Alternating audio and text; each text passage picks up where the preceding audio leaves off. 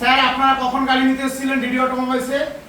এই আধা ঘন্টা আগে মানে 10টা 30 28 এরকম এরকম এসেছিলেন তো।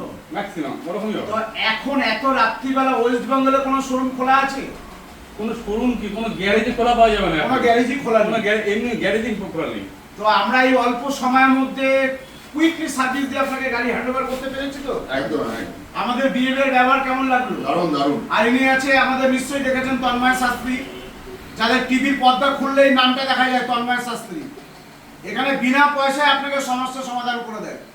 তন্ময় শাস্ত্রী পয়সাকে ভালোবাসে না, মানুষকে ভালোবাসে। যে যখন সমস্যা নিয়ে আসে আমার এখানে কোনো রকম আসে, আমি দাদার কাছে পাঠিয়ে দিই।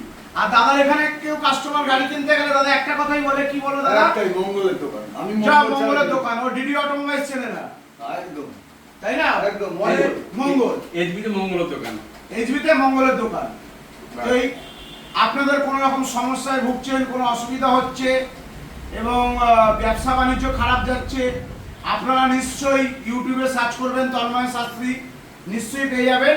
উনি আপনাদের টিপস দিয়ে দেবেন। তো গুড নাইট, শুভরাত্রি। আগামী দিনে আরো কাস্টমার পাবো তো স্যার? বুঝাই স্যার, অবশ্যই আপনি তো এর আগে অনেক জায়গা থেকে গাড়ি কিনেছিলেন, হ্যাঁ। সেখানকার ব্যবহার আমাদের ব্যবহার অনেক তো টিভিএস থেকে যদি আপনাকে ফোন করে যে আপনি ডিডি অটোমোবাইলস থেকে গাড়ি কিনেছেন, তো ওখানে 10-এ পরীক্ষা কত দেবেন? 10 10 কথা বলে একদম 10 থ্যাংক ইউ, ধন্যবাদ, শুভরাত্রি। শুভরাত্রি।